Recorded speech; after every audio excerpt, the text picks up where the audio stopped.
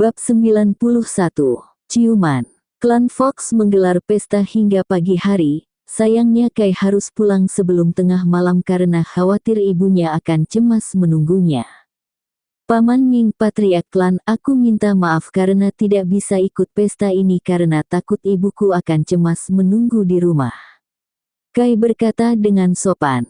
Ah, tidak perlu meminta maaf Junior Kai, Anda adalah penyelamat klan kami. Jika di masa depan Anda membutuhkan bantuan, tolong hubungi kami dengan batu giok ini. Patriark Ming menyerahkan sebuah batu giok berwarna hitam dengan setitik cahaya terlihat dari lapisan luar giok. Kai memasukkan kekuatan spiritualnya ke dalam batu giok dan menyadari sebuah susunan arai terdapat di dalamnya. Menarik, Kai menerima batu giok itu dengan senang hati. Sebelum ia berjalan pulang tiba-tiba muncul sebuah pertanyaan di benaknya. Paman Ming, jika boleh tahu apakah paman tahu apa itu alam kultivator? Patriark Ming terkejut dengan apa yang Kai tanyakan, terdiam beberapa saat kemudian memandang Kai dan berkata, memang aku pernah mendengarnya, juga tertulis di catatan leluhur bahwa klan Fox kami dan beberapa klan bis lainnya berasal dari alam kultivator. Tapi ada sebuah kejadian yang memaksa Kaisar Bintang saat itu menggunakan teknik terlarang untuk membuka celah dimensi dan mengiring para klan Fox kami dan lainnya ke bumi.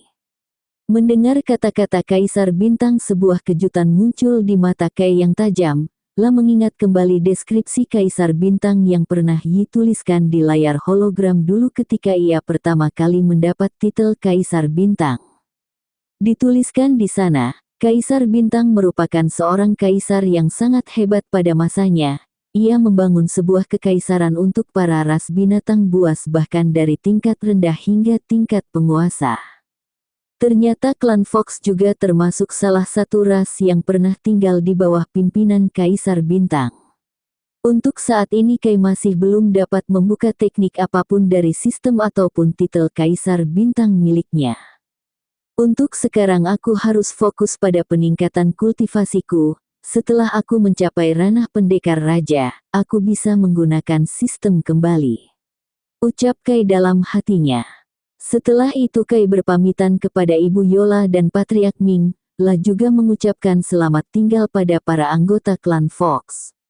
Di pintu masuk desa terlihat seorang gadis remaja berdiri di sana. Cahaya bulan menyinari tubuh gadis itu membuatnya terlihat sangat mempesona. Kai terdiam sesaat dan mengagumi keindahan yang ada di depannya saat ini. Gadis itu berdiri di sana cukup lama, akhirnya menarik pandangannya ke selatan dan melihat sesosok laki-laki berseragam sekolah berdiri diam sambil memandanginya. Melihat seorang laki-laki yang telah menyelamatkan dirinya dan juga seluruh anggota klan dan keluarganya, rasa terima kasih tidak akan cukup untuk membalas kebaikannya. Tuan, apakah kamu ingin pulang? Yola dengan hati-hati bertanya. Tolong jangan panggil aku Tuan lagi, panggil aku Kai saja sudah cukup. Kata-kata Kai juga mengandung jejak kehangatan membuat Yola tanpa sadar menangis dan segera berlari ke pelukannya. Kai, aku sungguh berterima karena telah menyelamatkan keluarga dan anggota klan Fox. Sebagai rasa terima kasihku aku akan melakukan apapun perintahmu. Yola menangis dalam pelukan Kai, bukan karena sedih melainkan tangisan bahagia. Kai memeluk Yola dan membelai rambut serta punggungnya. Kai dapat mencium aroma wangi yang memabukkan dari tubuh Yola. Ia mencium dahinya dan berkata lembut, dasar gadis ini, baiklah karena kau memaksa, aku ingin sebuah ciuman. Itu saja. Kai mengungkapkan senyuman manis yang dapat membuat para gadis langsung jatuh cinta padanya. Wajah Yola sudah sangat merah, dengan malu memegang pipi Kai dan dengan mata tertutup langsung mematuk wajah Kai seperti burung yang mematuk biji-bijian. Kai mengernyit, gadis ini bahkan berciuman saja.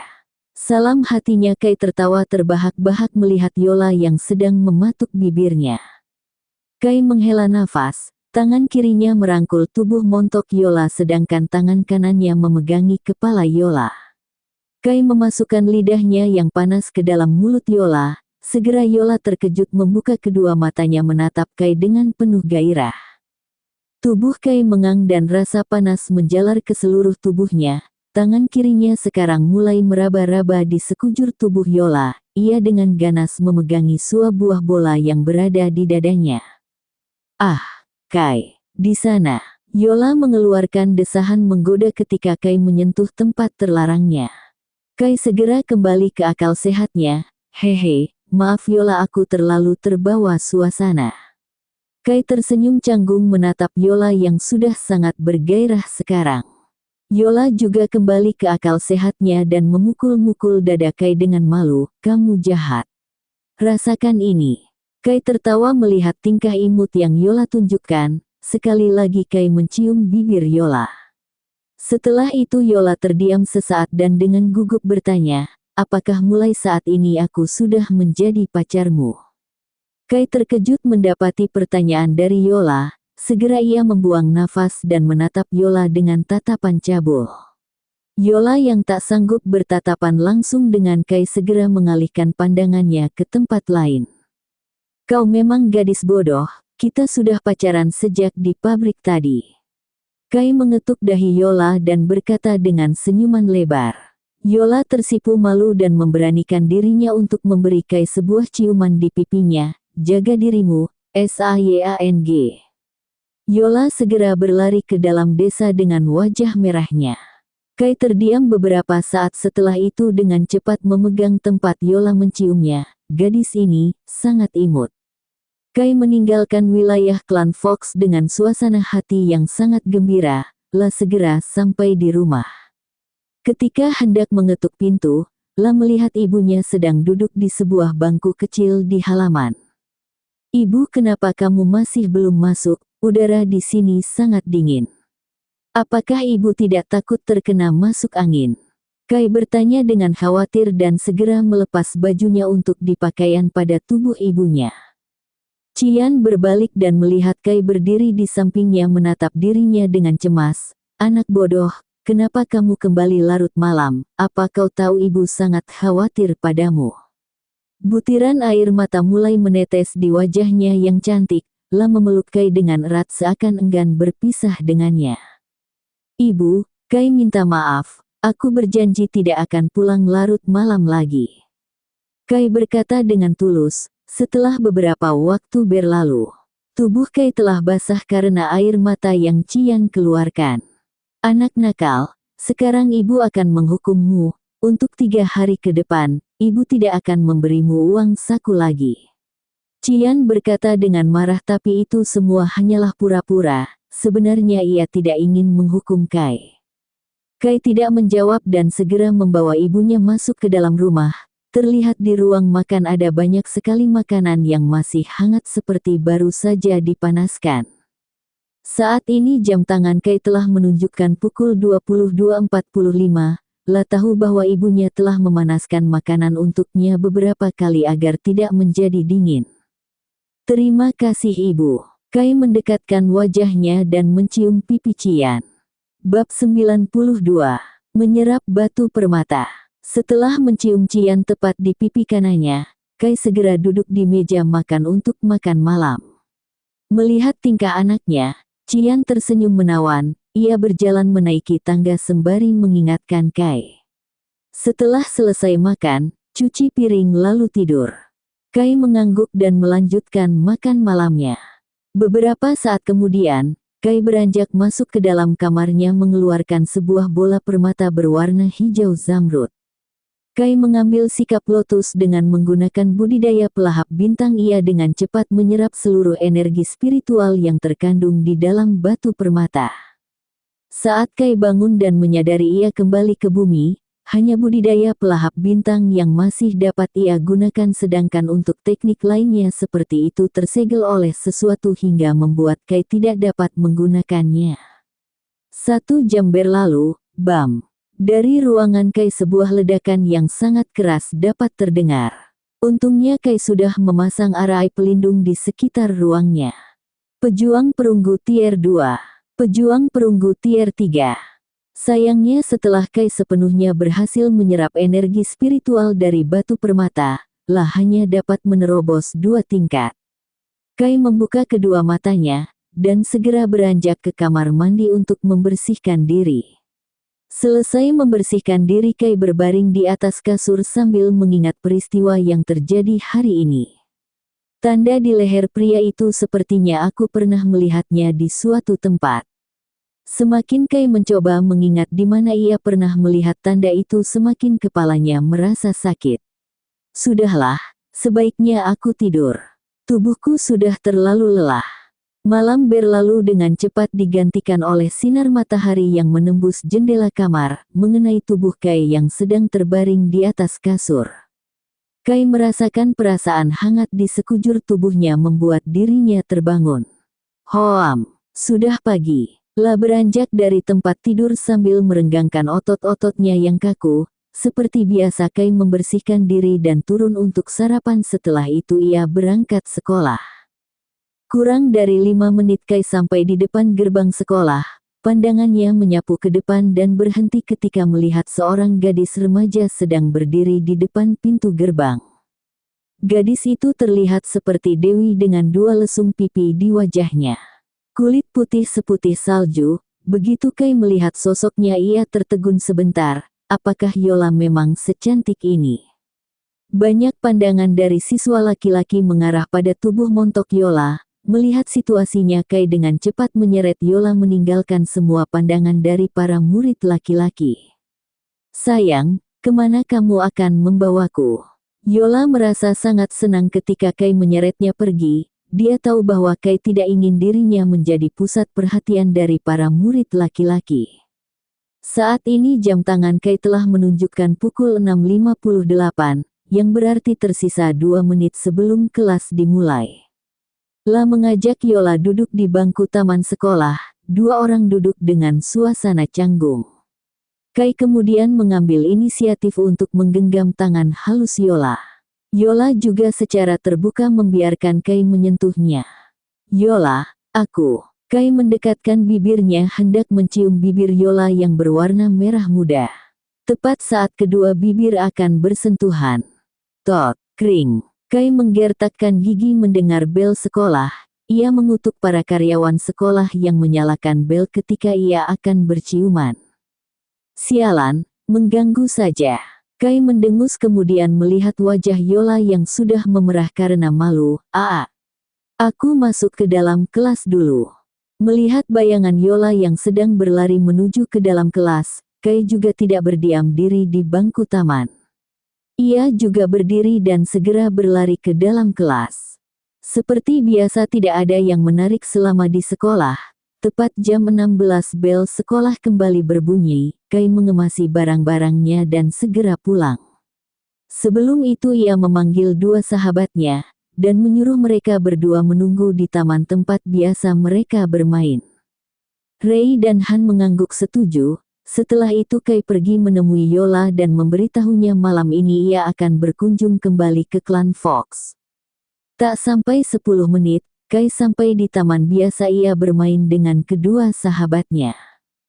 La melihat Ray dan Han yang sedang bermain-main dengan loli kecil.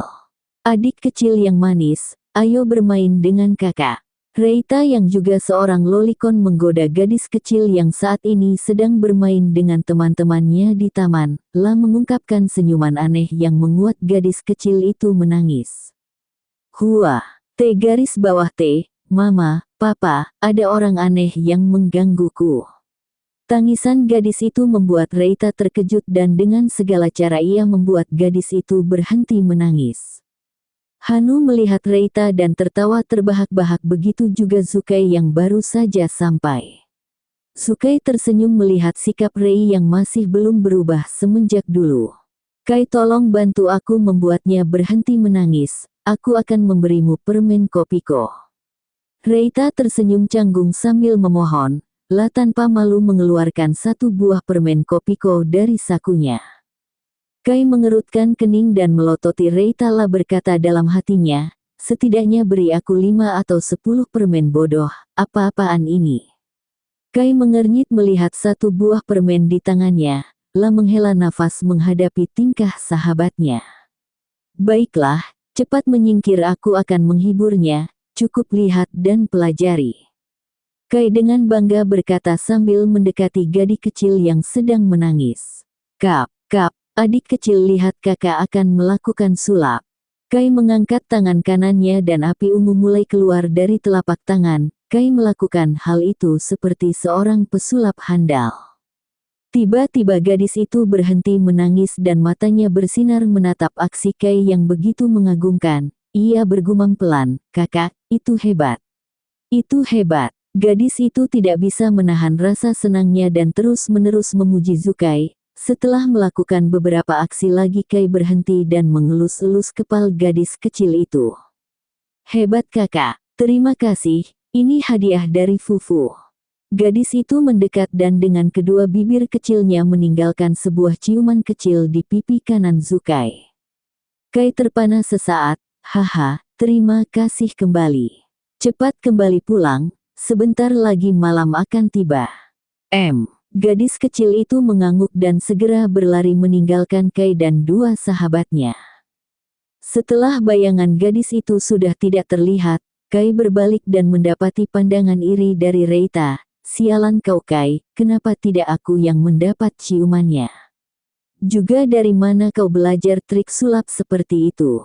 Hanu juga mengangguk dengan penuh rasa ingin tahu, itu bukan sulap. Itu memang api asli. Kai menjawab pertanyaan Reita dengan nada acuh tak acuh, kemudian mengeluarkan api ungu sekali lagi dan melemparkannya ke arah pohon. Tak sampai 2 detik, pohon itu sudah hangus menjadi debu. Rei dan Han tercengang melihat kejadian tidak masuk akal di depannya. Apa-apaan itu? Bagaimana ada sihir seperti itu di dunia ini? Hanu yang dari tadi diam, berkata dengan nada gemetar. Ia memandang Reita dan menggunakan bahasa isyarat agar Reita mencubit tangannya. Ah! Hanu menjerit, kemudian menyadari bahwa ini bukanlah mimpi. Reita juga begitu terkejut tetapi tidak dapat mengatakan apa-apa. Mereka hanya menunggu Kai menjawab semua pertanyaan itu. Baiklah, aku tahu kalian sangat penasaran. Aku memanggil kalian berdua kemari untuk mengajari kalian berkultivasi. Bab 93. Bukan ibu kandung. Kultivasi. Reita dan Hanu tertegun sejenak. Mereka kembali menatap Kai dengan pandangan aneh. Kai, apa maksudmu dengan berkultivasi? Reita yang semakin penasaran mulai bertanya. Baru saja ia melihat Kai mengeluarkan api dari telapak tangan. Mungkin itu juga bersangkutan dengan apa yang Kai ucapkan tadi. Kai tidak menjawab, lah mengangkat kedua jari tangannya dan masing-masing menuju ke dahi Reita dan Hanu. Cahaya keperakan bersinar dari ujung jari Kai dan langsung masuk ke dalam kepala Rei dan Han. Mereka berdua terpana dengan pergantian peristiwa tersebut dan merasakan aliran hangat mengalir dari ujung kepala sampai ujung kaki. Proses tersebut memakan waktu kurang lebih 5 menit. Reita pertama kali membuka matanya, sebuah sinar emas memancar dari tubuhnya. Kai, tidak, Master Kai, terima kasih telah mengajariku cara berkultivasi. Reita sedikit menundukkan kepalanya mengucapkan terima kasih kepada Zukai. Cahaya perak yang keluar dari ujung jari Kai sebenarnya adalah sebuah pengetahuan tentang dasar-dasar kultivasi, serta cara mengolah Kai dan berbagai teknik dasar lainnya. Tak lama setelah itu Hanu juga membuka matanya, ia juga berterima kasih seperti Reita. Kini pandangan kedua orang itu kepada Kai menjadi lebih hormat.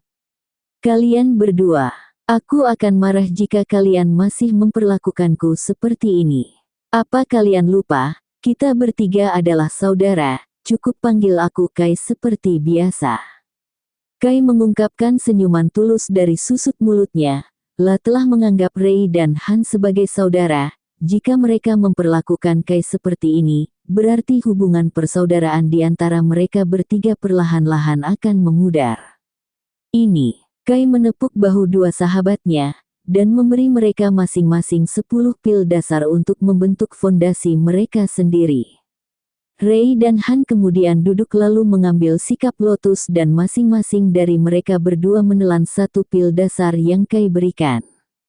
Kai membantu mereka berdua dalam proses pemurnian pil, dan juga membantu mereka membuka laut Qi dan Tian, dan juga membuka titik-titik meridian di setiap sel tubuh. Setengah jam berlalu, akhirnya dua orang mulai membuka mata masing-masing. Mereka telah menghabiskan 10 pil dasar, kini mereka berdua akhirnya memasuki ranah pembentukan Qi. Kai sudah tidak perlu memberitahu mereka lagi, dan mengeluarkan 2 botol yang berisi pil dari sakunya. Ia memberikan botol itu kepada Reita dan Hanu. Baiklah, kalau begitu aku akan pulang terlebih dulu, sampai jumpa. Rei dan Han mengangguk kemudian saling menatap dan kembali pulang ke rumah masing-masing. Kai bergegas pulang dan sesekali melihat jam tangannya. Saat ini sudah pukul 17, ini sudah senja dan jarak rumahnya hanya kurang dari 1 kilometer lagi. Kerumunan orang membanjiri jalanan, Kai menarik nafas dan hanya bisa memilih jalan lain untuk pulang. Di rumah, Cian sedang duduk-duduk di ayunan yang berada di taman, memandang matahari berwarna oranye yang berada di sisi barat. Rambutnya yang panjang mulai terurai, 2 bola mata yang menawan membuat dirinya saat ini terlihat terlalu memikat. Sesat pandangan matanya yang indah berubah menjadi tajam ketika melihat sesosok bayangan melintas di dalam halaman. Mendengus dengan dingin sambil menatap siluet bayangan hitam. Kenapa kau datang ke sini? Sudah ku beritahu padamu sebelumnya. Jangan pernah mengganggu kehidupanku dan anakku. Mendengar kata anakku keluar dari mulut Cian, bayangan itu mulai tertawa. Kekeke, Cian, oh Cian, bagaimana kamu bisa punya anak sedangkan kau masih seorang gadis murni perawan? Cian mengertakkan giginya dengan matanya melotot menatap bayangan hitam, dengan berkata dengan penuh amarah, jadi apa? Katakan, ada urusan apa kau kemari?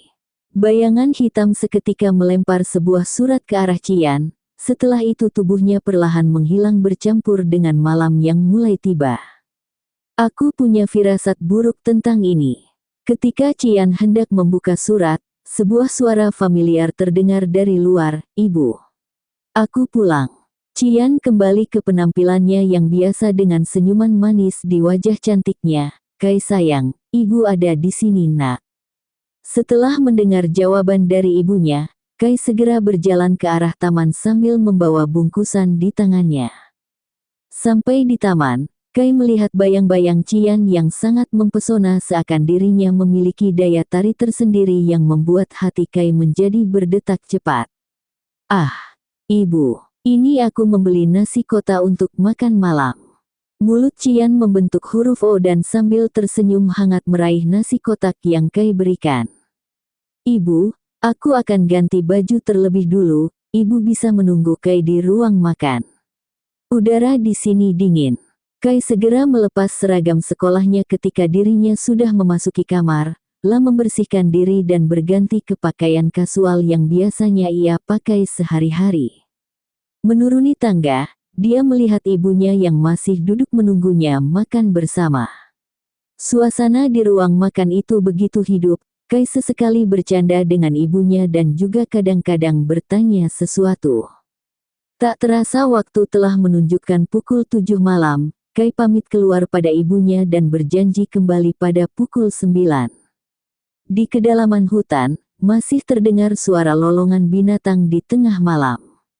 Sebuah siluet hitam melintas sangat cepat seperti layaknya menyatu dengan angin.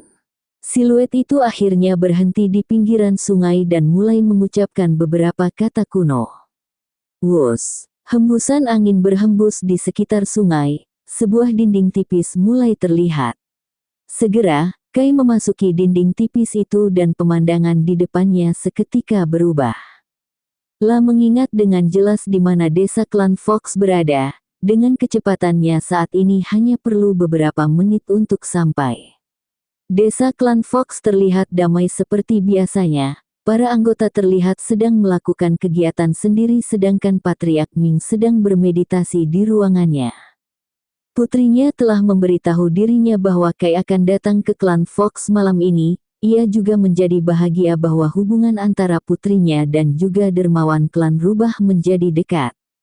Patriark Ming membuka mata ketika merasakan aura milik Kai yang berada tidak jauh dari klan Fox berada. "La akan sampai." Selesai mengucapkan kalimat itu, Patriark Ming berdiri dari tempat ia duduk dan pergi keluar untuk menyambut kedatangan Zukai. Putri dan istrinya saat ini sedang di dapur untuk menyiapkan makan malam.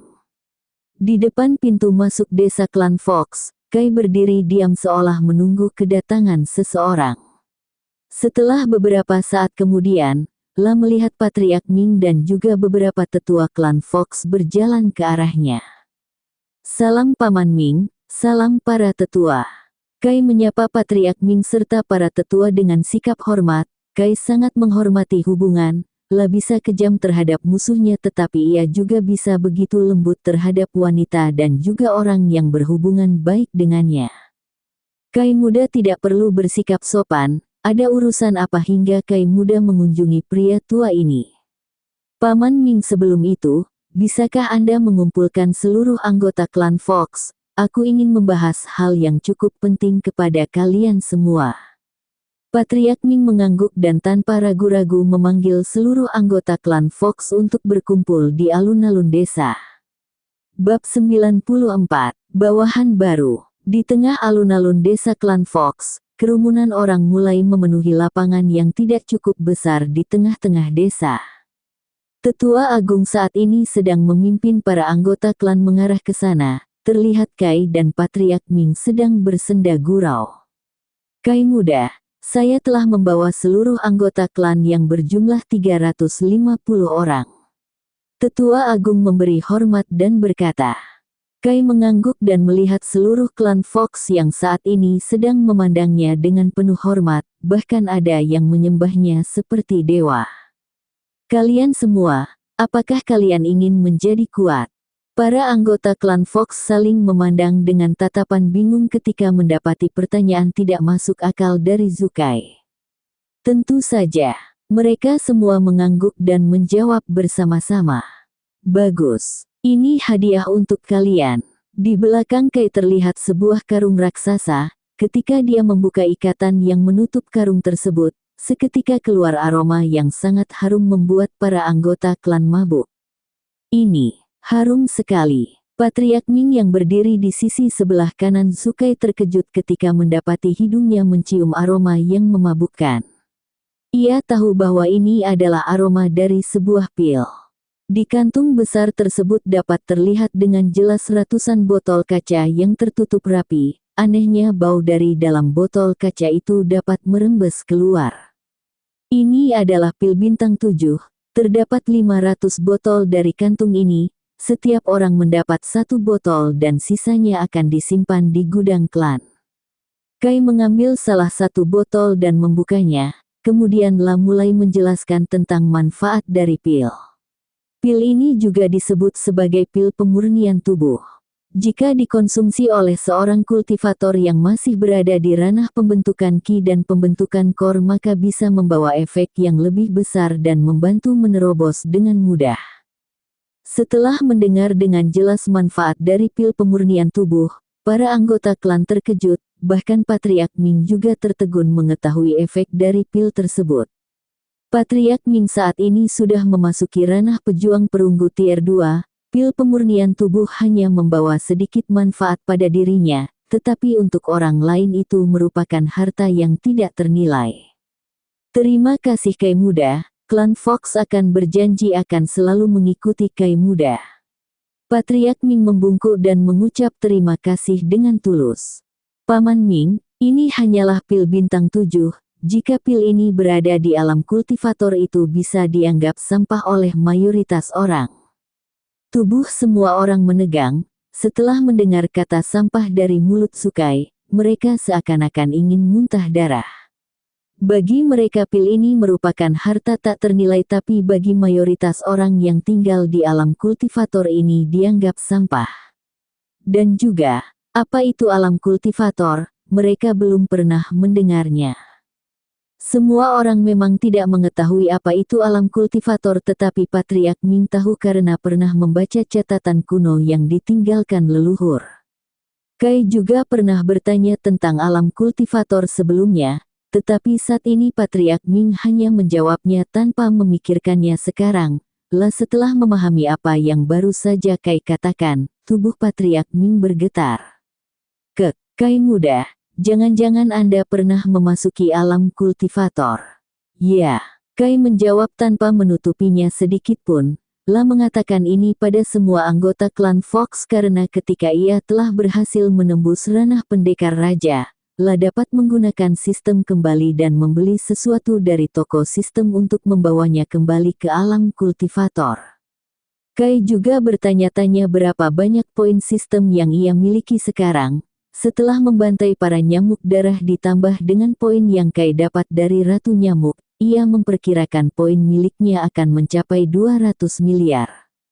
Tubuh Patriark Ming menegang, tidak pernah menyangka pemuda di depannya pernah memasuki alam kultivator. Dari catatan leluhur, disebutkan bahwa alam kultivator memiliki sumber daya yang melimpah, bahkan energi spiritual di sana berkali-kali lebih padat daripada di bumi.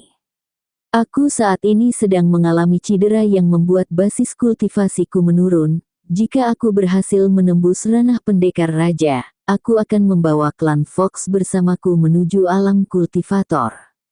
Suasana di tengah alun-alun sunyi akibat pernyataan yang Kai ucapkan, menembus ranah pendekar raja.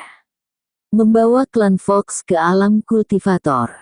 Para anggota klan menatap Patriark Ming dengan rasa ingin tahu. Setelah melihat perubahan ekspresi di wajah Patriark Ming, mereka tahu bahwa Patriark mereka memahami apa yang Sukai ucapkan. Patriark, apa itu alam kultivator? Seorang tetua yang sudah tak bisa menahan rasa ingin tahunya mulai bertanya. Patriark Ming menoleh, ia menghela nafas panjang dan mulai menceritakan apa yang ia ketahui tentang alam kultivator. Ia juga menceritakan isi catatan leluhur yang menyebutkan bahwa klan rubah awalnya berasal dari alam kultivator. Juga menceritakan tentang alam kultivator yang memiliki energi spiritual yang lebih pekat serta sumber daya yang melimpah. Kai berdiri sambil tersenyum, ia sudah menduga akan seperti ini. Baiklah, aku tidak punya waktu, kurang dari 1 bulan dari sekarang aku pasti akan mencapai ranah pendekar raja. Dalam kurun 1 bulan ini selain berlatih, aku ingin kalian mengumpulkan beberapa klan binatang buas lainnya yang ingin bergabung. Jika mereka tidak mau tidak usah memaksa. Karena mereka menolak, kenapa ia harus memaksa? Bahkan jika mereka mau ikut, itu tidak terlalu mempengaruhi kekuatan yang Kai miliki. Tapi jika mereka mau ikut secara sukarela Kai akan memperlakukan mereka dengan baik di masa depan. Kai berjalan mendekat ke arah Patriark Ming dan menyerahkan sisa pil yang ia miliki. Ia juga meminta Patriark Ming untuk mencarikannya beberapa herbal langka untuk menyuling pil. Sekarang, Kai harus memfokuskan dirinya untuk meningkatkan basis kultivasi. Ia juga akan meminta kepada ibunya untuk tidak pergi ke sekolah selama 1 bulan. Walaupun ia tahu bahwa nanti ibunya akan menolak keinginannya, tetapi Kai tetap bersikukuh untuk bertanya. Berpamitan dengan Patriark Ming, tepat sebelum ia berbalik untuk pergi, ia mendengar Yola memanggilnya. Kai tunggu dulu. Tanpa sadar ia berbalik dan melihat bahwa Yola sedang berlari ke arahnya. Ia tersenyum ringan setelah dan bertanya, ada apa Yola? Dia mendekat ke arah Kai dengan malu, apakah kamu mau ikut makam malam bersama kami? Kata-kata Yola bergema di telinga Patriark Ming. Ia sangat tahu sifat putrinya yang sangat keras kepala dan sedikit nakal, tetapi di depan Kai seolah-olah ia bersikap seperti gadis lembut dan anggun. Baiklah, Kai tidak menolak ajakan Yola. Bagaimanapun saat ini ia dan Yola sedang berpacaran dan jika ia menolak ajakannya itu pasti akan menyakiti hatinya. Jawaban yang keluar dari mulut Kai membuat hati Yola berdebar-debar. Ia bersemangat menarik lengan Kai meninggalkan kerumunan. Bab 95. Keluarga Cheng. Suasana malam hari ini begitu tenang dan nyaman, begitu juga di desa klan rubah, begitu sunyi dan tenang hanya terdengar beberapa suara dari rumah patriark klan yang saat ini sedang makam malam bersama Kai dan keluarganya. Makan ini, Ini juga, dan ini. Ibu Yola yang mendengar dari putrinya bahwa Kai akan makan malam bersama mereka menjadi bersemangat. Bagaimanapun Kai merupakan orang yang menyelamatkan klan rubah dan juga pacar putrinya, bagaimana ia tidak senang. Bibi, ini terlalu banyak. Kai tersenyum tanpa daya melihat makanan yang menumpuk di piring kecilnya. Cepat habiskan atau Bibi akan marah. Segera, Kai menghabiskan makanan di piringnya dan berpamitan kepada pasangan pria paruh baya dan juga pacarnya. Kalau begitu aku pulang dulu, terima kasih atas makan malamnya. Tubuhnya berubah menjadi bayangan hitam dan cepat menghilang dari pandangan ketiga orang itu. Tak jauh dari pinggiran hutan, ada sebuah siluet bayangan melesat dengan cepat menuju jalanan kota. Sambil berlari Kai memeriksa isi kantongnya dan mendapati ada 2 buah pil berwarna cian dan juga merah darah.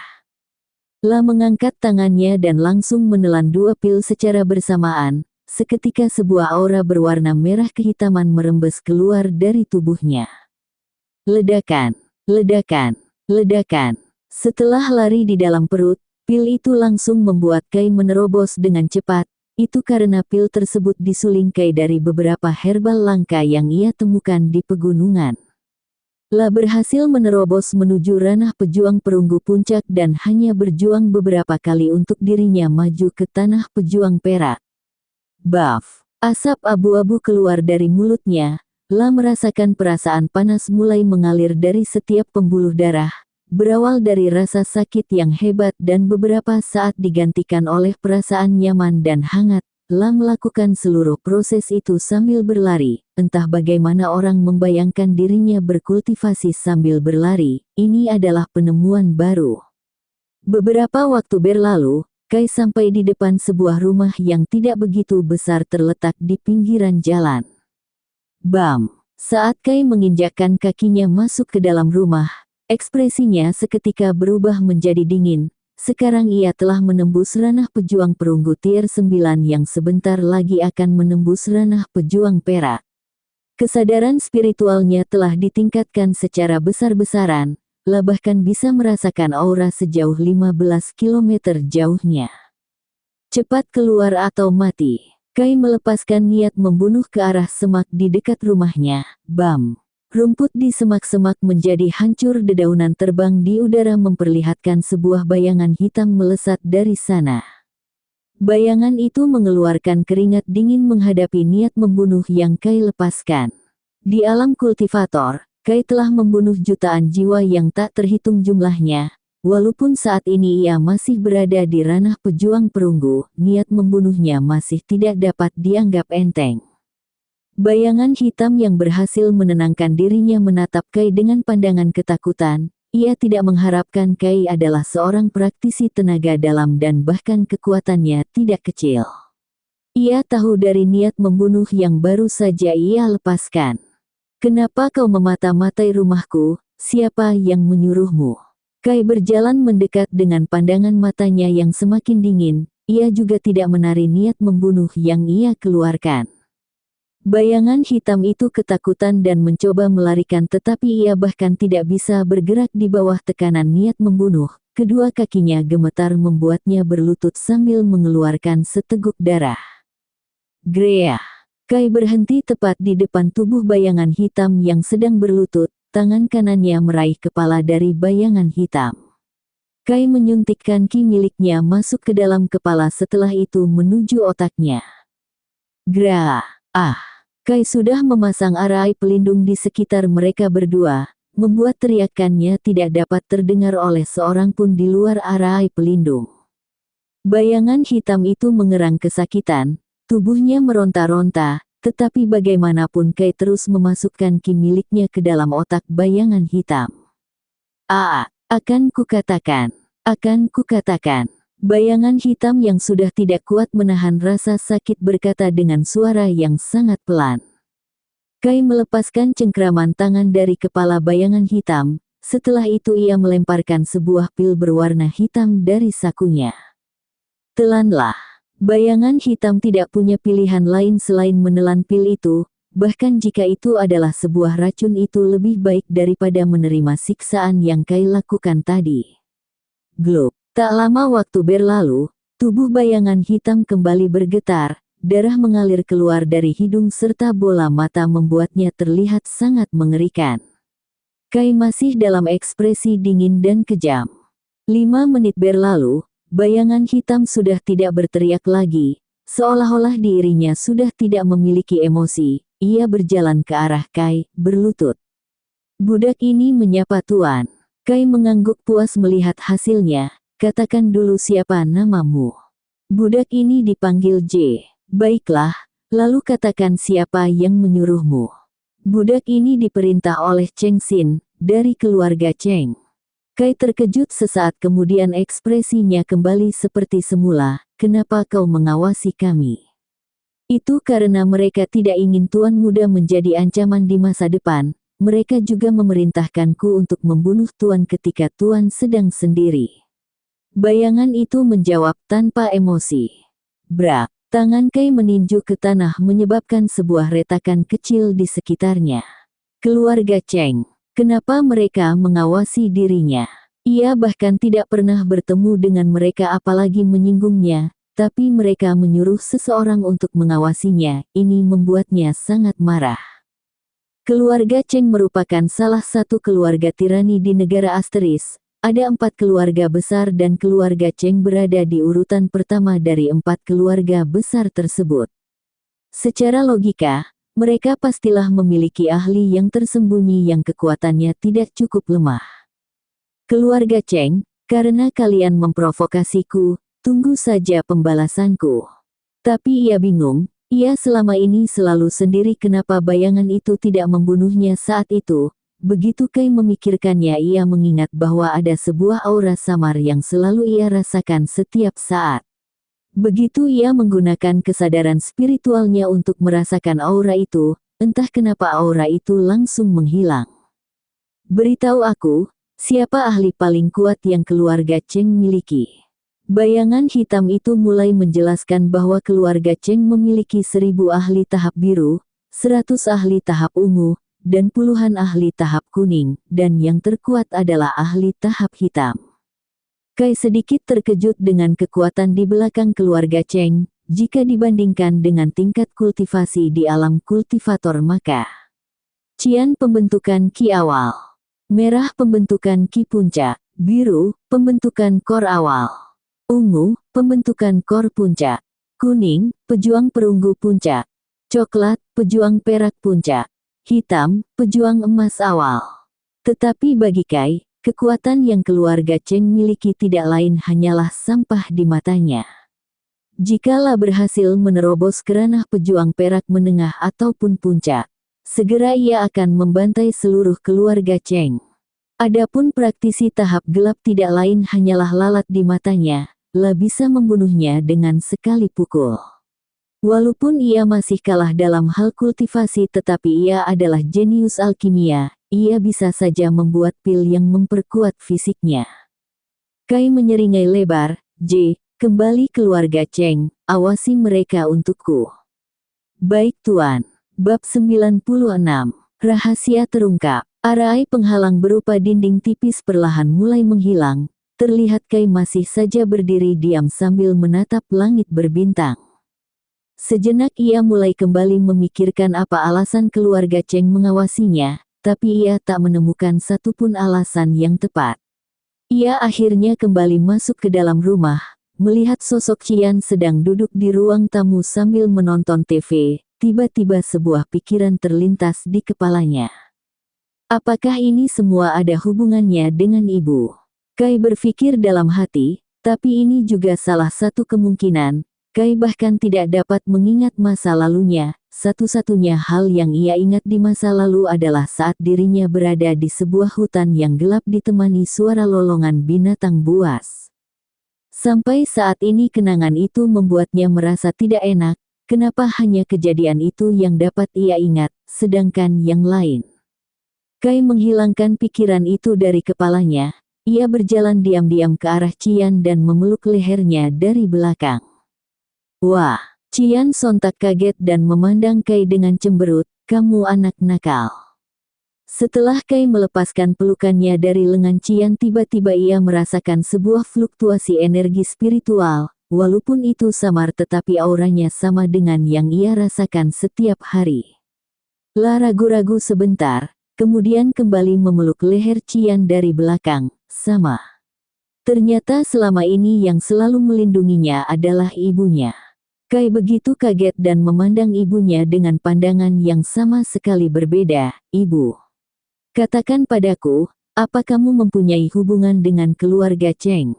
Walaupun ekspresi Kai tidak berubah tetapi nada yang ia ucapkan sedikit dingin. Tubuh Cian menegang, ia berbalik dan menerima pandangan dingin dari Zukai membuat hatinya sedikit sakit.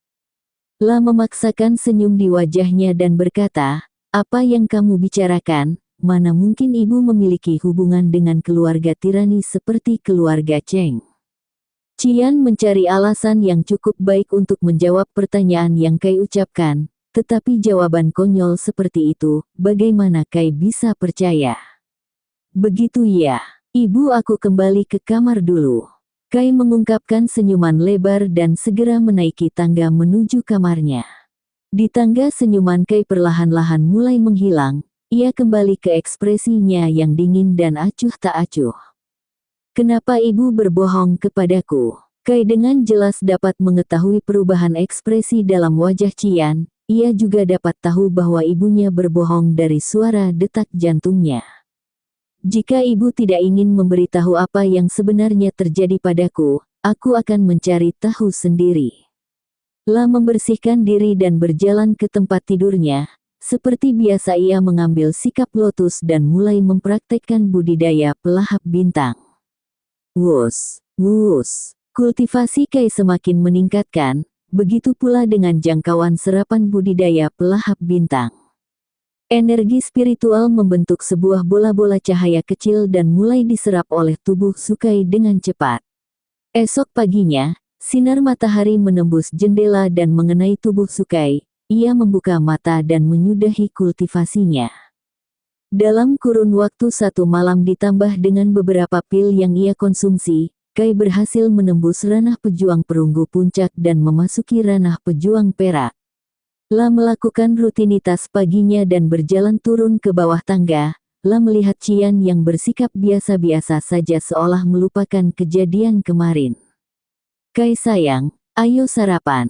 Kai tidak menjawab dan langsung duduk tanpa berbicara apapun, mengambil semangkuk nasi dan juga beberapa lauk dan menghabiskan itu semua dalam semenit. Bu, aku keluar. Mengganti pakaian yang ia pakai dengan baju jersey, Kai membuka pintu dan mulai olahraga pagi. Tunggu. Cian berteriak ketika Kai hendak berlari pagi. Bukankah kamu harus sekolah hari ini?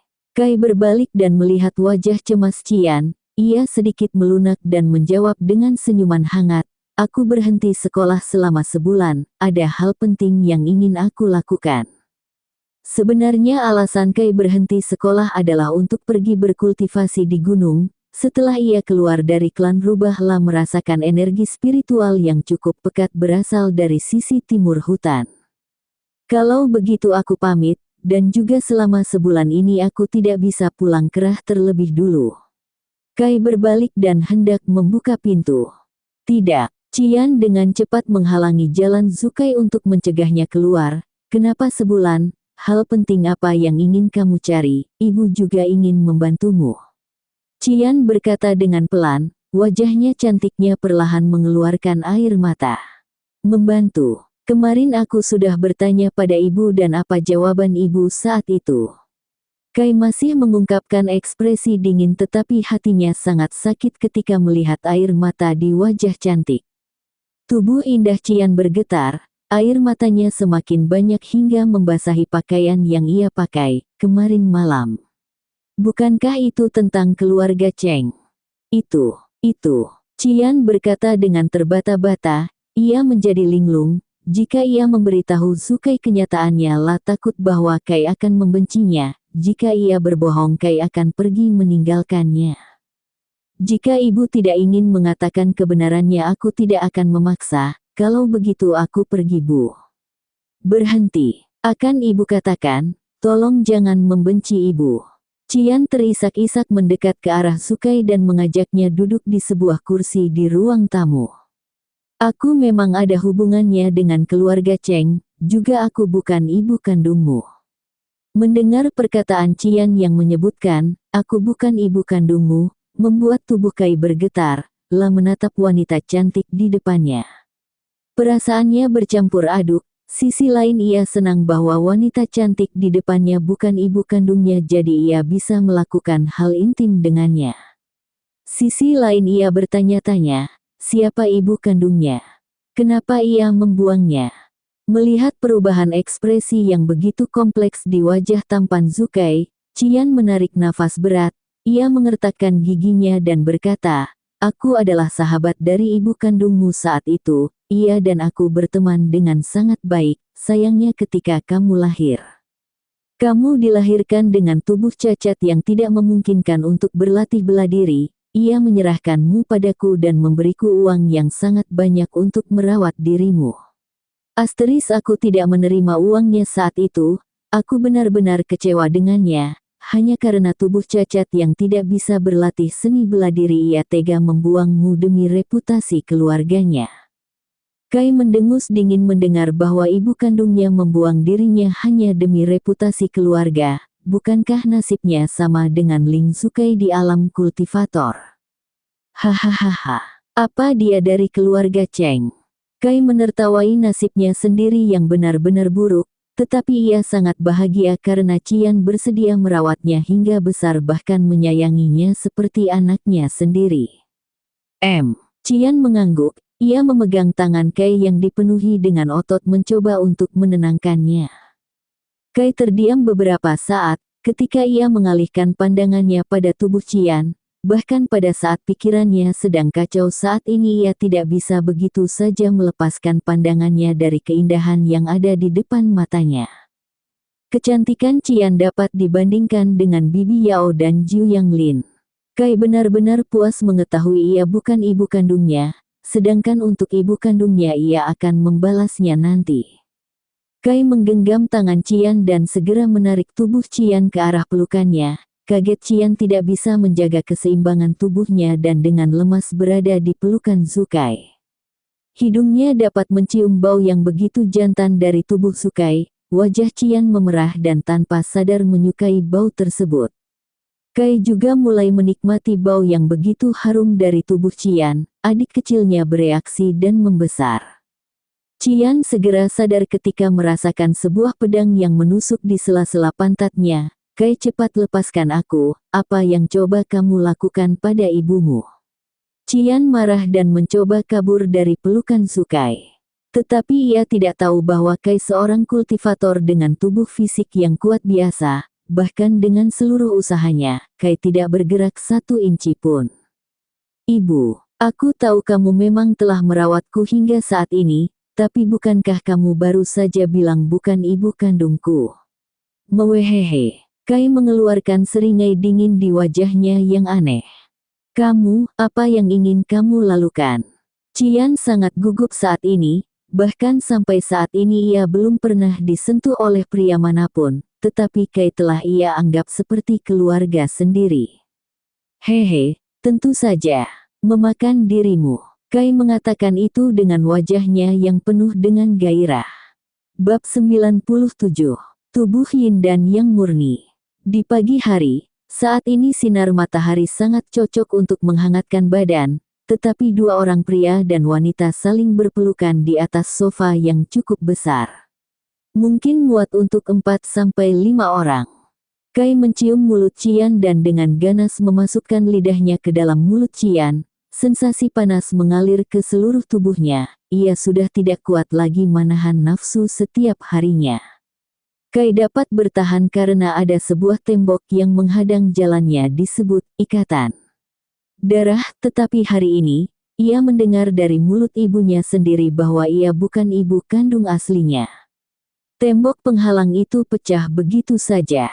Ah, berhenti Kai. Ibu mohon. Tubuh Cian lemas, ia tanpa daya juga menikmati berciuman dengan Sukai. Perlahan ada rasa perlawanan dari tubuhnya, tetapi perlahan-lahan rasa itu menghilang. Ibu, tidak. Aku sudah tidak dapat menahan rasa ini lagi. Setiap hari aku begitu tersiksa karena tidak dapat menyentuhmu. Kai memegang 2 buah lembut di dada Cian, sekiranya itu hampir menyamai ukuran bibi Yao. Kai sudah tidak sabar lagi, kini adik kecilnya juga mendongak keluar. Cian mengerang di atas sofa, asteris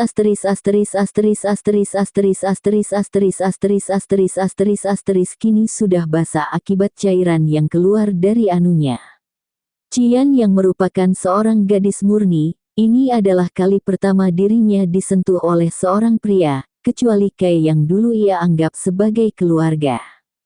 Tidak, ini tidak benar, kita tidak boleh melakukan ini. Tubuh Cian sudah lemah karena baru saja keluar. Benarkah?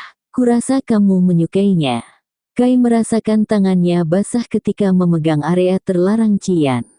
Cian tidak menjawab, sekarang ia sudah sangat malu hingga telinga dan wajahnya memerah.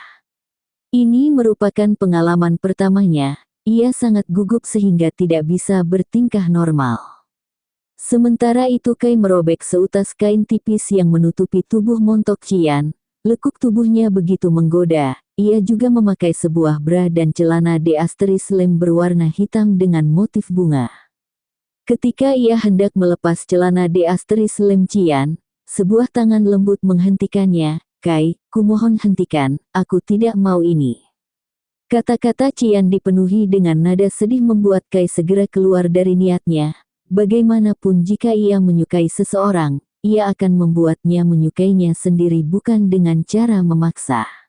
Apalagi perempuan di depannya dengan susah payah membesarkan dirinya seorang diri, dan begini cara dia membalasnya. Begitu memalukan. La berdiri dan memakai pakaian atasnya kembali dan segera berbalik dan berjalan keluar. Sedangkan Cian menatapnya dengan pandangan kosong disertai air mata yang mulai menetes di wajahnya. Sialan, sialan, sialan.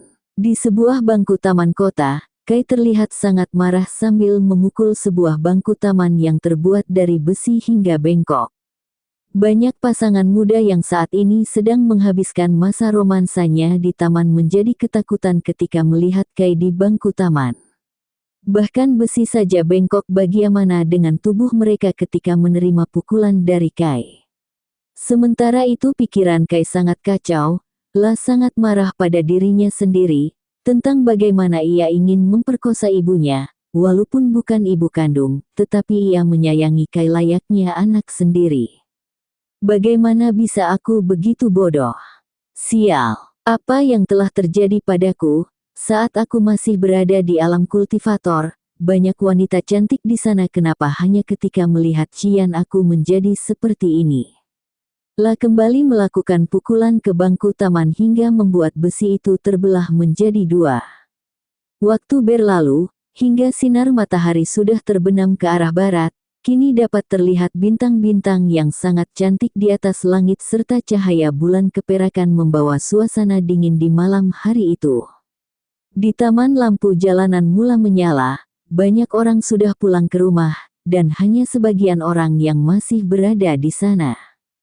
Di bangku taman yang terletak di pusat taman, bangku itu sudah sangat rusak dengan bekas bengkok di mana-mana. Kai yang sedang duduk di bangku taman tiba-tiba berdiri, setelah merenung sepanjang hari ini, ia akhirnya menemukan sebuah alasan yang cukup logis.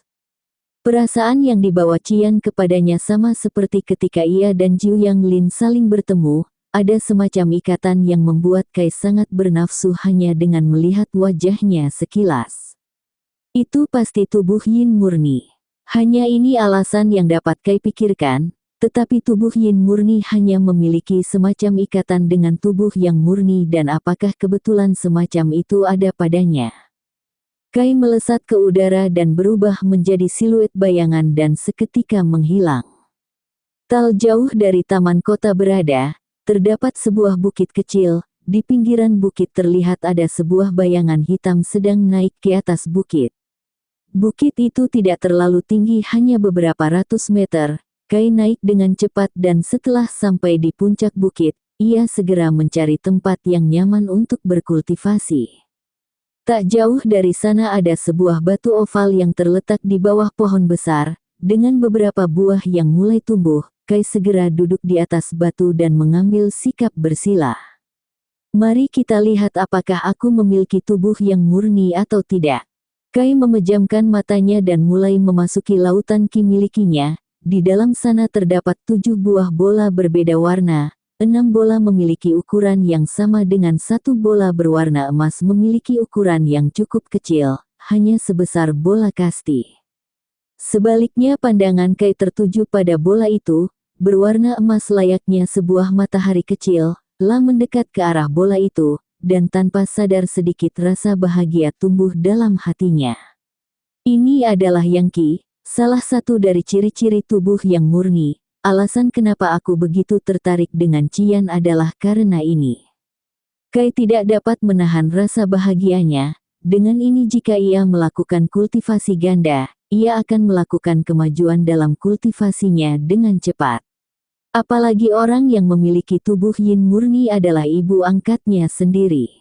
Sementara itu ia juga menjadi bingung. Seharusnya seseorang yang memiliki tubuh yin murni hanya mampu bertahan hidup selama 20 tahun. Tetapi melihat usia Qian saat ini ia sudah memasuki awal 50 tahunan. Itu dikarenakan tubuh yin murni akan merasakan rasa sakit yang menusuk setiap awal tahun. Perasaan dingin seperti membeku akan ia rasakan di setiap pembuluh darah, tulang, organ, dan lainnya. Ia memerlukan sebuah Yang Qi untuk menekannya dan hanya dengan tubuh yang murni itu dapat dihilangkan. Bisa juga disembuhkan dengan pil mahkota matahari, tetapi pil tersebut merupakan pil tingkat ilahi. Bahkan saat Kai dulu telah mencapai alkemis tingkat master menengah, ia tidak dapat membuatnya. Ini juga alasan kenapa keluarga Cheng dulu membuangnya. Tubuh yang murni tidak dapat melatih seni bela diri ataupun berkultivasi. Sebaliknya, tubuh yang murni dapat hidup melebihi 20 tahun dan dapat ditekan menggunakan energi yin murni dan dihilangkan dengan tubuh yin.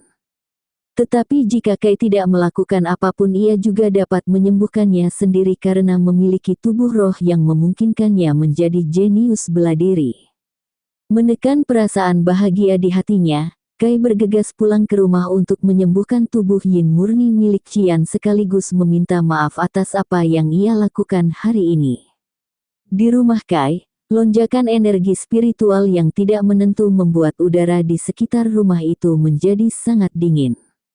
Di dalam sebuah kamar di lantai 2 terbaring tubuh seorang wanita menggigil. Walaupun sudah menutup dirinya dengan selimut yang tebal, perasaan dingin di dalam tubuhnya masih tidak menghilang tetapi lebih besar.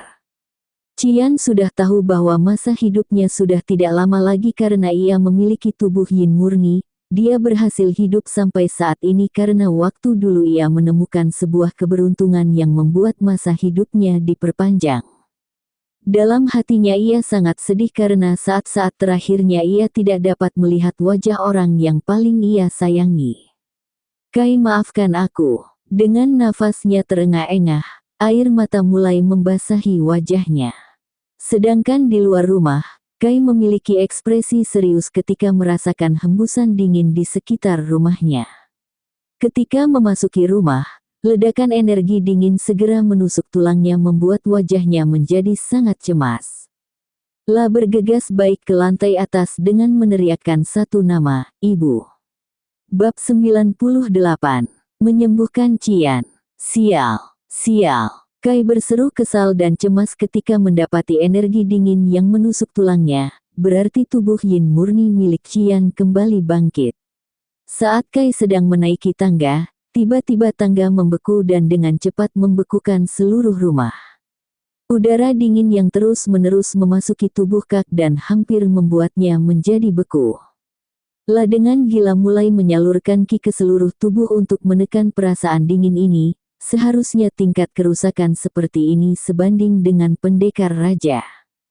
Tepat di depan kamar Qian, ganggang pintu telah menjadi beku yang tidak memungkinkan Kai untuk membukanya. Ia berjalan mundur beberapa langkah dan mengangkat tinjunya yang dipenuhi dengan ki dan melesatkan ke arah pintu. Duar. Pintu meledak menjadi beberapa keping kayu yang sudah membeku, dari dalam ruangan terlihat seorang wanita dengan wajah pucat berkata dengan pelan, "Kai, maafkan aku." Dek, jantung Kai menjadi sangat sakit ketika mendengarnya. Saat ini hidupnya sedang dipertaruhkan tetapi ia masih sempat mengucap namanya. Ketika merasakan aura yang familiar di sekitarnya, wanita itu dengan sisa tenaganya mencoba mengangkat kepalanya untuk melihat sumber aura itu. Ketika pandangannya dan Kai saling bertemu, jejak kegembiraan terlihat di wajahnya yang pucat tetapi masih terlihat sangat menawan. Melihat wajah orang yang disayanginya untuk terakhir kali, ia mengungkapkan senyuman paling manis sedunia dan berkata dengan suara pelan, "Akhirnya aku bisa mati dengan tenang." Hati Kai semakin sakit seperti seolah-olah ribuan jarum menusuk ke dalam hatinya. Tanpa ia sadari air mata mulai menetes dari wajahnya. Ini adalah kali pertamanya menangis setelah kembali dari alam kultivator. La dengan cepat melesat untuk menangkap tubuh Qian. Ketika lengannya bersentuhan dengan tubuh Qian, rasa dingin yang bahkan ratusan kali lebih kuat dapat Kai rasakan. Bahkan dengan energi ki miliknya yang berada di ramah pejuang perak tidak dapat menahannya. La segera melepas seluruh bajunya dan pakaian dalamnya, dan juga dengan gerakan cepat melepas seluruh pakaiannya yang saat ini menutupi tubuh Qian. Kai menggertakkan gigi menahan rasa dingin di tubuhnya. Setelah dua orang telanjang di dalam kamar, Kai dengan cepat mulai memasukkan adik kecilnya ke dalam lubang di depannya. Sial, sudah tidak ada waktu lagi. Ketika adik kecilnya sudah sepenuhnya masuk, dia menggigil kedinginan. Dalam hati ia berkata, sial, bahkan di dalam tubuhnya begitu dingin. Ahan, Qian mendesah, ia masih bisa merasakan sakit dengan sisa sedikit kesadarannya. Ia memandang Kai dan rasa sakit memenuhi hatinya. Tidak, jangan lakukan ini. Jika kamu melakukannya kamu juga akan ikut membeku. Qian berkata dengan cemas sambil membelai wajah tampan Kai di depan matanya. Bahkan ketika noda darah keluar dari kelamin Qian itu langsung berubah menjadi beku. Kai sudah tidak peduli lagi, ia terus memasukkan dan mengeluarkan anunya, Pa. Suara tamparan demi tamparan memenuhi ruangan saat itu. Di dalam situasi saat ini bagaimana Kai masih bisa memikirkan tentang rasa nikmat. Hatinya dipenuhi dengan kecemasan, La merasakan bahwa energi kehidupan dari Qian semakin lama semakin menghilang. Tidak, Sukai berteriak sangat keras, mulai mengalirkan sisa energi ki miliknya untuk mempertahankan sisa kehidupan milik Qian. Setelah beberapa saat energi ki miliknya benar-benar habis, ia merasakan rasa dingin yang saat itu ditekan sebagian oleh energi ki kini menghilang dan rasa sakit yang luar biasa mulai menjerat tubuh Tel Jangkai. Dimulai dari pergelangan kakinya yang membeku, dan secara perlahan mulai naik ke atas. Dengan cepat Kai terus fokus untuk terus melakukan hubungan intim dengan Qian tanpa memperdulikan kondisi tubuhnya. Tubuh Kai mulai merasa panas dan sebuah cairan putih keluar dari adik kecilnya dan memasuki tubuh Qian. Setelah melakukan itu selama beberapa kali, kesadaran Kai perlahan mulai menghilang dan ketika ia keluar sekali lagi, ia benar-benar pingsan. Saat ini pembekuan sudah sampai di lututnya dan secara lambat mulai naik terus-menerus. Entah sudah berapa lama waktu berlalu, dua orang yang sedang teljang saling tidur bersama di atas kasur. Pagi hari ketika matahari sudah mulai terbit, kondisi rumah Kai sudah mulai mencair, es yang telah membekukan rumah itu perlahan mencair menjadi gumpalan air. Di kasur yang berada di ruangan lantai 2, Qian perlahan membuka matanya dan merasakan bahwa perubahan terjadi pada tubuhnya. La menengok ke samping dan melihat sebuah tubuh pria yang telanjang, pandangannya terfokus pada wajahnya yang tampan. Ia sangat bahagia ketika mengingat kejadian terakhir tadi malam ketika Kai dengan mempertaruhkan nyawanya mencoba menyelamatkan dirinya. Tanpa sadar ia mendekatkan wajah cantiknya dan menggunakan bibirnya yang merah ia segera mencium wajah Kai tepat di pipi kirinya. Dam. Lonjakan energi spiritual terus berputar di dantian Qian, ia segera menyadari bahwa ia akan segera menerobos ke tingkat hitam. Tetapi bagaimana ia bisa meninggalkan Kai yang sedang pingsan dan malah berkultivasi, lah membiarkan lonjakan energi terus terjadi di dalam dantiannya. Ia merasakan rasa sakit tetapi tidak mengancam nyawanya dan terus memperhatikan wajah Kai dengan senyuman manis. Setengah jam telah berlalu, Qian sudah tidak bisa menahan rasa sakit di dalam tubuhnya dan meludahkan seteguk darah segar. Sementara itu ada sebuah gerakan dari tubuh Kai yang sedang berbaring. Tak lama setelah itu, ia membuka kedua matanya yang tajam. Hal pertama yang ia lihat adalah wajah seorang wanita cantik dengan bekas noda darah di sekitar bibirnya. Lah segera mendapatkan seluruh kesadarannya dan dengan panik memeriksa tubuh Qian. Jangan cemas. Aku tidak apa-apa, hanya saja ada beberapa lonjakan energi spiritual di dantianku, untuk yang lainnya kurasa sudah sembuh. Terima kasih. Melihat senyuman indah dari wajah Qian, kecemasan yang Kai alami segera menghilang, ia segera memeluk Qian erat-erat seolah-olah tidak mau berpisah dari dirinya. Qian juga mengeluarkan air mata bahagia dan memeluk tubuh Kai dengan erat. Kedua orang itu saling berpelukan untuk waktu yang cukup lama hingga Qian mengeluarkan seteguk darah kembali. Cepat gunakan ini untuk menembus, jangan sia-siakan itu. Kai berkata dengan ekspresi serius, tapi itu tidak menutupi jejak kebahagiaan di hatinya. Qian mengangguk patuh dan segera mengambil sikap lotus dan mulai mengolah energi spiritual yang bergejolak di dalam dantiannya. Melihat Qian sudah dalam kondisi meditasi, Kai juga segera mengambil sikap lotus dan mulai berkultivasi. Ia merasa kali ini ia akan dapat menerobos ke puncak pendekar perak atau bahkan menembus ranah pendekar raja. Di dalam kamar ada dua pancaran energi berbeda warna, yang satu berwarna biru dan satunya berwarna merah. Qian merupakan orang pertama yang membuka matanya. Energi spiritual dari tubuhnya bertambah kuat, ia ternyata berhasil menerobos ke ranah pejuang emas puncak yang sedikit lagi akan berhasil masuk ke ranah pendekar raja. Setelah menstabilkan fondasinya, ia memandang Kai dengan senyuman paling manis yang pernah ia keluarkan. Tak lama setelah itu juga Kai mulai membuka matanya. Bam! Ledakan keras menggema di seluruh rumah. Ini bahkan berkali-kali lebih kuat daripada ledakan yang Qian picu tadi. Pejuang emas tier 1. Kai sangat puas tentang ini, sebentar lagi ia dapat menembus ranah pendekar raja dan menggunakan sistem kembali.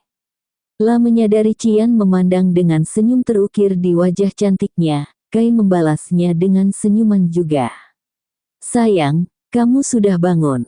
Kali begitu Aki akan membersihkan badan terlebih dulu. Sebelum Qian dapat berdiri, ia ditarik oleh tangan besar dan segera berada dalam pelukannya yang hangat. Wajahnya tersipu malu dan memperhatikan bahwa Kai mempunyai senyuman nafsu di wajahnya. Kenapa terburu-buru sayang, kamu masih bisa membersihkan badan nanti. Kai kemudian mulai meraba-raba dada Qian dan mencium mulutnya yang hangat, ada sedikit rasa manis dari bibirnya. Kai sangat menyukai perasaan ini karena kemarin malam ia sama sekali tidak merasa nikmat melainkan tersiksa, tetapi saat ini sama sekali berbeda dengan tadi malam. Sayang kamu. Qian tersipu dan sangat malu untuk melihat wajah Kai, dan hanya membenamkan kepalanya ke dada Kai yang besar. Kemudian dua orang itu melakukan hubungan intim hingga menjelang malam hari. Bab 107 Gerakan Pemecah Batu. Malam hari di rumah Zukai, tepatnya di dalam kamar, Qian tertidur di dada Zukai dengan tangan Kai sebagai bantalan. Ia terlalu lelah hingga bahkan bergerak sedikit pun tidak bisa. Kai tersenyum, setelah memastikan Qian benar-benar sudah tertidur pulas, Kai bangkit dan segera menuju kamar mandi untuk membersihkan badan. Setelah keluar dari kamar mandi, Kai memakaikan selimut pada tubuh Qian yang telanjang bulat. Segera, Kai mendekatkan bibinya dan mencium Qian tepat di keningnya. Kai pergi keluar dan meregangkan otot badannya yang lelah karena terlalu banyak beraktivitas sepanjang hari. La segera turun ke bawah dan melihat genangan air di dalam rumah akibat cairan es yang mencair. Segera, ia menggunakan api neraka untuk menguapkan air di dalam rumah. Setelah genangan air di dalam rumah telah menguap sepenuhnya, Kai segera duduk di sofa yang berada di ruang tamu, La mengambil remote TV dan menyalakan TV di depannya. Bling! TV menyala dan terlihat saluran TV yang menyiarkan kartun anak-anak. Ia segera mengganti channel TV ke saluran berita. Saat ini jam sudah menunjukkan pukul 8 malam. Kai melihat berita di TV sambil meminum sebuah es teh yang dia ambil dari dalam kulkas. Setelah beberapa berita berganti, ekspresi terkejut terlintas di mata Kai yang tajam. Segera perubahan ekspresinya kembali normal dengan senyum mekar di wajahnya. Haha, keluarga Cheng. Tidak aku sangka kalian bisa membuat 3 keluarga besar lainnya tunduk di bawah perintahmu, tetapi apa? Bahkan jika keempat keluarga bersatu keluarga kalian tetap binasa di tanganku. Fakta bahwa Kai telah dibuang oleh keluarga Cheng bukan alasan utama kenapa ia ingin membinasakan keluarga Cheng. Setelah Kai membuat J menjadi budaknya, La mendapatkan beberapa informasi rahasia keluarga Cheng. Bukan hanya dirinya orang Davi keluarga Cheng yang dibuang, ada banyak bahkan diperkirakan melebihi 1.000 orang.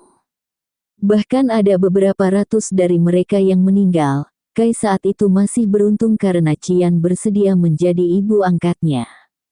Tak jauh dari tempat ia berada sebuah bayangan hitam melesat di antara pohon-pohon dan segera berlutut di depan Zukai.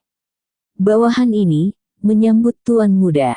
Berdiri. Bayangan itu dengan patuh berdiri dan wajahnya masih sama tanpa emosi. Katakan, berita apa saja yang kamu dapatkan? Dengan cepat, bayangan hitam itu mulai berbicara. Ia mengatakan semua hal yang ia tahu tentang keluarga Cheng. Saat ini mereka telah berhasil menumbuhkan seorang ahli yang berhasil menerobos tahap hitam dan memasuki tahap putih. Berarti keluarga Cheng memiliki seorang ahli tingkat pendekar raja yang mendukungnya. Dengan adanya ahli tahap putih di keluarga Cheng, mereka menekan 3 keluarga besar lainnya untuk tunduk di bawah kekuatannya. 109 ketiga keluarga lainnya yaitu, keluarga Nan, keluarga Bei, dan keluarga Li. Awalnya kekuatan keempat keluarga setara satu sama lain, dan keluarga Cheng memiliki kekuatan sedikit di atas ketiga keluarga lainnya. Tetapi saat ini dengan adanya praktisi tenaga dalam tahap putih yang mendukung keluarga Cheng, mau tidak mau ketiga keluarga lainnya harus tunduk. Kai mengangguk puas dan melemparkan sebotol pil kepada J, dan menyuruhnya kembali memata-matai keluarga Cheng. J berterima kasih dan tubuhnya menghilang bersama dengan gelapnya malam. Setelah J sepenuhnya menghilang, Kai bisa merasakan aura yang familiar dari belakang tubuhnya. Ia tidak berbalik seolah-olah tidak merasakan aura itu. Bebewa. Qian dengan bersemangat memeluk leher Kai Davi belakang dan menempelkan dadanya yang besar ke punggung Kai. Sayang, siapa orang itu? Setelah ia menerobos ke ranah pejuang emas puncak, kelima inderanya telah ditingkatkan ke tingkat yang sama sekali berbeda. Walaupun J yang sudah menyembunyikan auranya dengan sangat hebat, Qian masih bisa merasakan sedikit auranya. Itu teman lamaku, apakah tubuhmu masih terasa sakit? Kai mengalihkan topik pembicaraan dan bertanya. Qian tahu bahwa Kai tidak ingin membahasnya lebih lanjut dan dengan senyuman menawannya ia menggeleng-gelengkan kepalanya dan menjawab, tidak. Kamu terlalu kejam, bahkan tidak membiarkanku beristirahat terlebih dulu. Jadi kamu harus bertanggung jawab.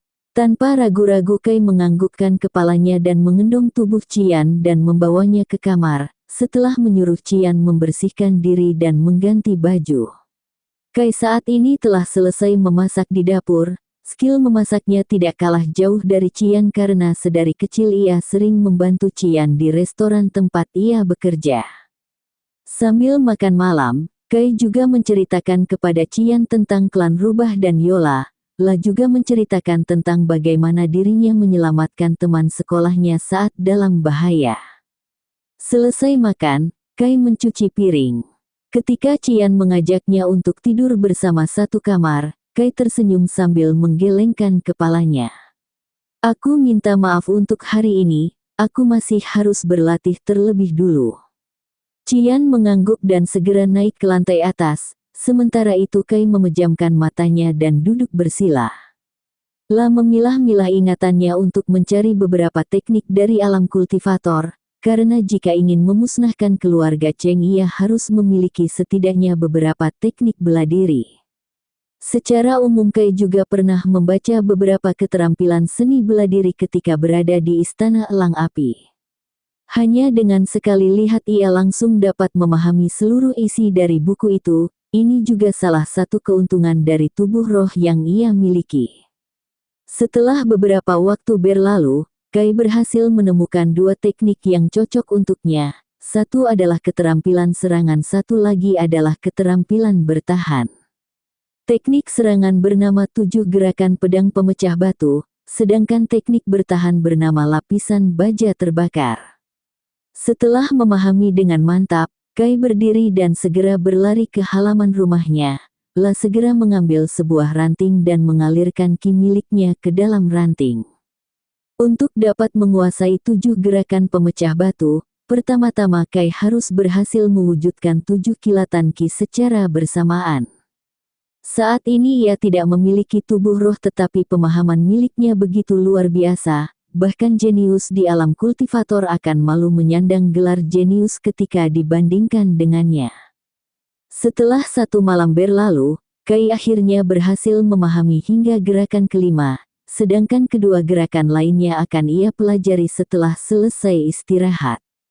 La duduk di sebuah kursi kecil yang terbuat dari batu. Saat ini tubuh bagian atas Kai telanjang bulat tanpa seutas kain yang menutupinya.